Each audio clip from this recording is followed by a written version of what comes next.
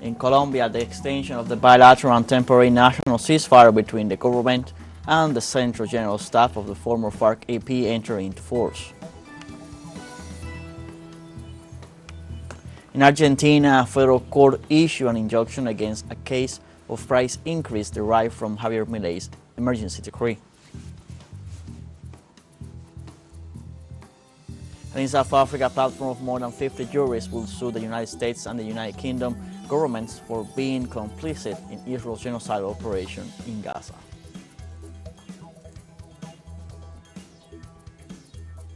Hello, welcome from the South. I'm Luis Alberto Matos from the TeleSUR studios in Havana, Cuba. We begin with the news. On Tuesday in Colombia, the extension of the bilateral and temporary national ceasefire between the government and the Central General Staff of the former FARC-EP entered into force for a new 6-month period. In this sense, the Office of the High Commissioner for Peace reported that through the Decree 0016 of January 14, 2024, signed by the Minister of Defense, Ivan Velázquez, orders the suspension of offensive military and police operations, as well as acts contrary to what is established in the Protocol of Rules and Commitments agreed at the peace talks table. It should be emphasized that according to the new provision, the parties may agree on a new objective of the bilateral ceasefire aimed at strengthening the peace process, deepening the territorial transformations and replacing the illegal economy, environmental protection, social participation, and humanitarian protection of the civilian population.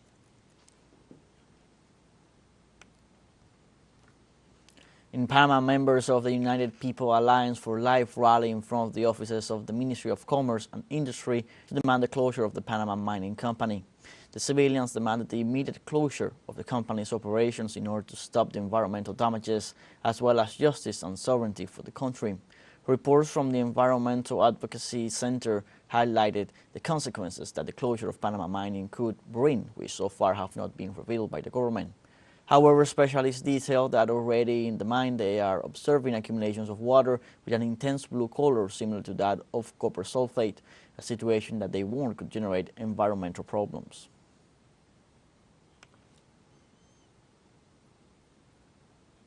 Venezuelan President Nicolás Maduro addressed the population on Monday to deliver his usual annual message to the nation.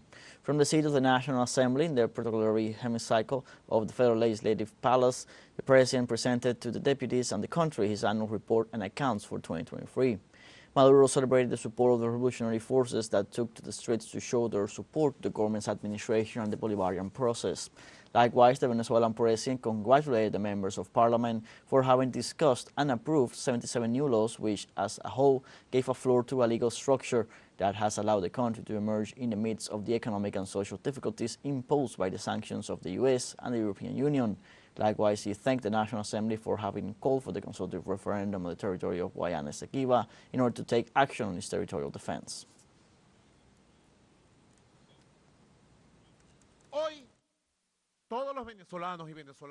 Today, all Venezuelans, and even more so with the discussion and prompt approval of the organic law for the defense of the Guayana Esequiba,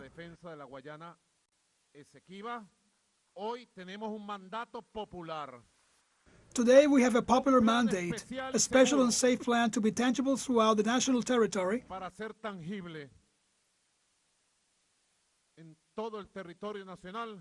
to make tangible and true the slogan that is in the hearts of our boys, our girls,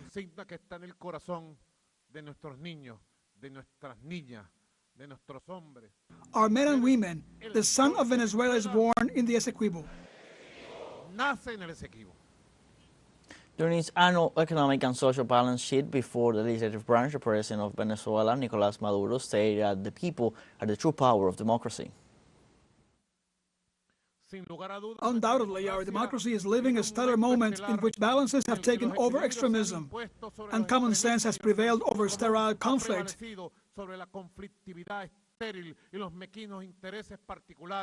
And the petty self-interest of the usual haters. The true goal of democracy, with its strength, power, pluralism, with its real separation of powers, is a concept.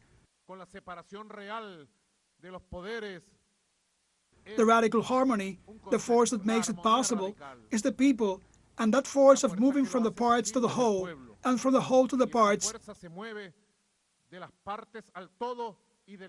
begins as an individual and sovereign will, but it is only realized as a collective project, the project of all. During his speech, the president of Venezuela stated in the fact of the economic blockade imposed by the United States, his government guarantees the protection of the people. And despite the criminal blockade, which the empire strengthens every day, we never give up our mission to guarantee the protection and embrace to our people.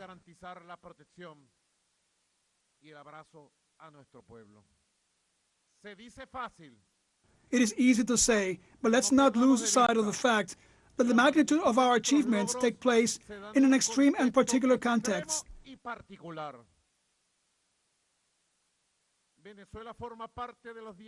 Venezuela is one of the 19 countries whose economic, commercial, and human rights have been systematically violated every day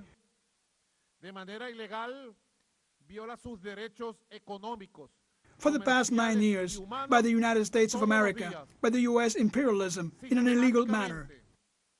The president of the Bolivarian Republic of Venezuela, Nicolás Maduro, also referred to other issues. Let's see more details. Maduro expresses that $22 billion, including 32 tons of gold, are still seized in London, in the United Kingdom, and accounts frozen and blocked throughout the global financial system. He also stated that national production has increased to supply up to 97% of the products distributed by the local supply and production committees, known as CLAP, with 97% produced in Venezuela for more than 7 million families. The president explained that the total losses of the national economy were an economic massacre, stating that the total losses of the national economy in both the public and private sectors in terms of the fall of the gross domestic product between 2015 and 2022 were $642 billion. Let's now take a short break, but remember you can join us on TikTok at TeleSUR English, where you will find news in different formats, news updates, and much more. Those stories coming up. Stay with us.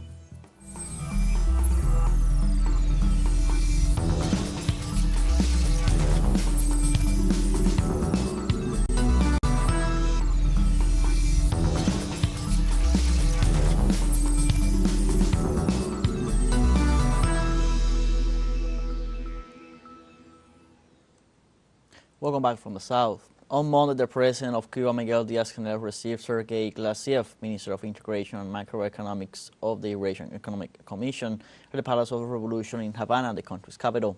Accompanied by the commission that has worked with the Cuban counterpart in intense days, the minister informed the head of state of the scope of the third meeting of the parties, highlighted the importance of all the plans and projects proposed, in addition the willingness to expand the economic and commercial relations between the countries that make up the mechanism and the island.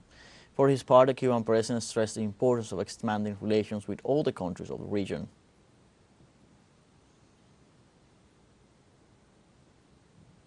On Monday, thousands of Haitians took to the streets to protest against the government of Ariel Henry due to the serious humanitarian situation that the country is experiencing. Mobilizations took place in different cities such as Ocap, Jeremy, and Petit Goâve, among others, after former Senator Guy Philip made a call for civil disobedience. 14 years after the earthquake that devastated the Caribbean country, the Haitian people are on general strike in protest against the multiple crises affecting the population, especially in terms of security and access to basic rights such as food and health. Nowadays, it is estimated that violent paramilitary groups control approximately 80% of the capital Port-au-Prince, a city with 2.5 million inhabitants. Of these, hundreds of thousands have been displaced from their neighborhoods and are internal refugees, forced to live in stadiums, schools, or public squares.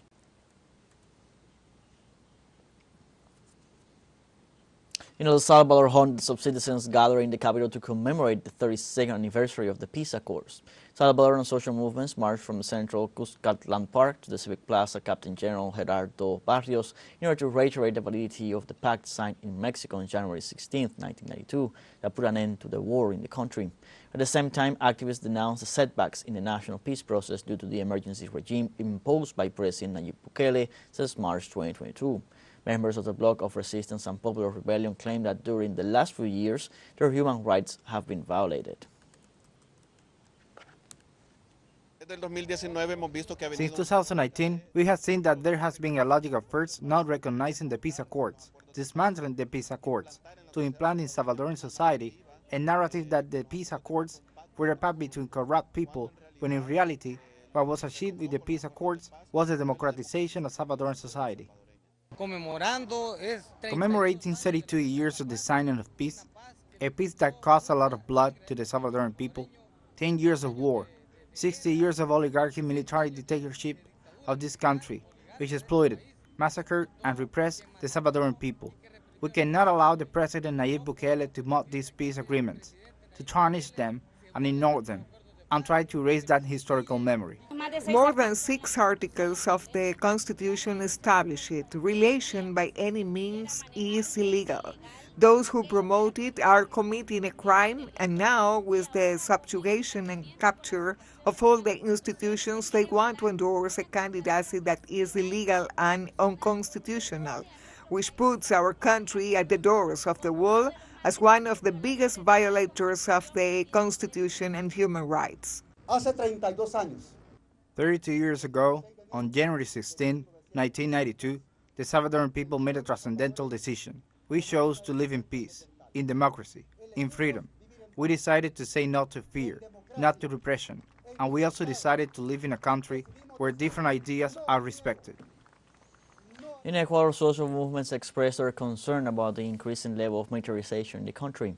For a joint statement, the organization World Beyond War and the Coordinator for Peace pointed out that the military measures imposed by Daniel Noboa's government do not favor a climate of security, and that on the contrary, they help to increase the levels of violence. They also demanded that national sovereignty be respected and that foreign military troops not be allowed to enter the country. Since last Tuesday, the executive declared a state of exception and of internal armed conflict following violent acts in prisons and streets of different areas.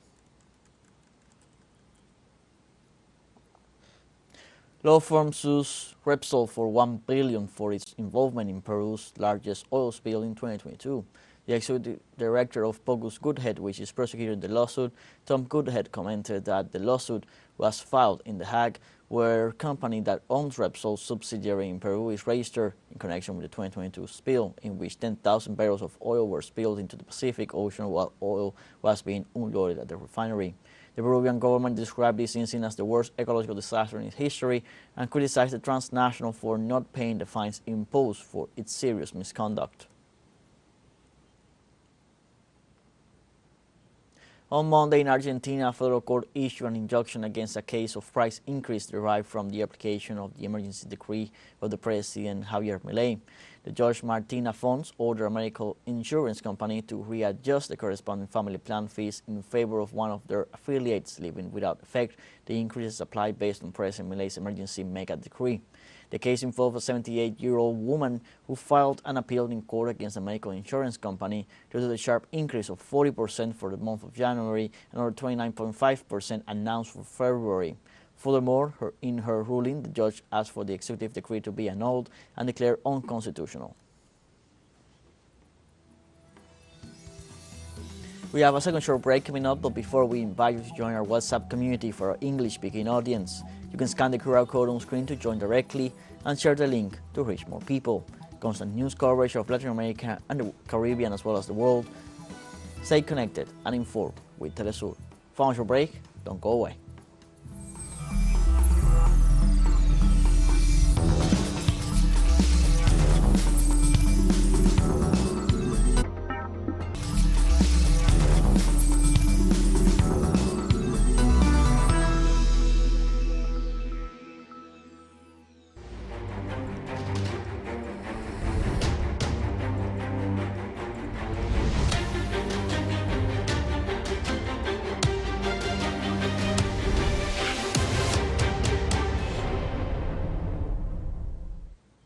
Welcome back from the South. A platform of more than 50 South African tourists will sue the United States and United Kingdom governments for being complicit in Israel's genocide operation in Gaza.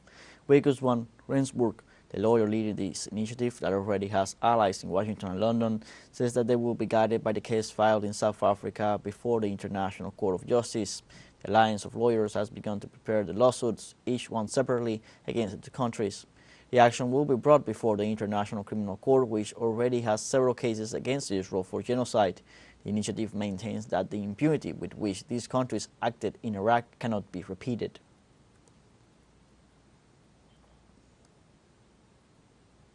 Various United Nations agencies operating in the Middle East announced that Israel is preventing the entry of medicines, pumps and fuel to guarantee water supply.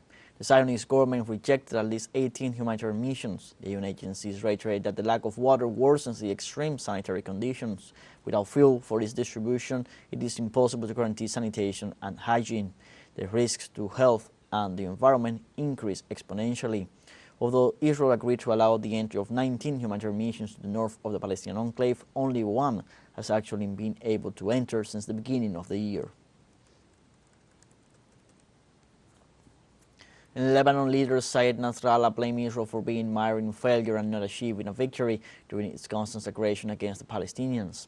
In the homage for the assassination of the martyr Wissam Hassan al-Tawil, Nasrallah expressed that during the last 101 days, the number of wounded of the Zionist regime rose to 4,000, and it is possible that it will increase to 30,000.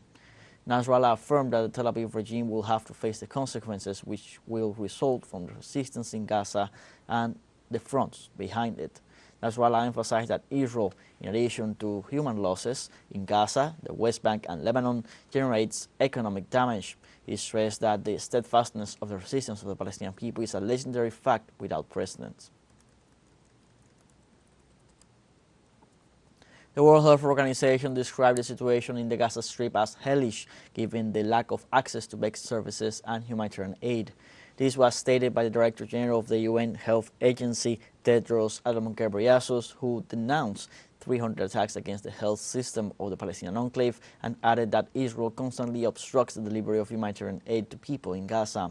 For his part, the head of the UN Agency for Palestinian Refugees, Philippe Lazzarini, said that the crisis in Gaza is a man-made disaster aggravated by dehumanizing language and the use of food, water and fuel as a weapon of war.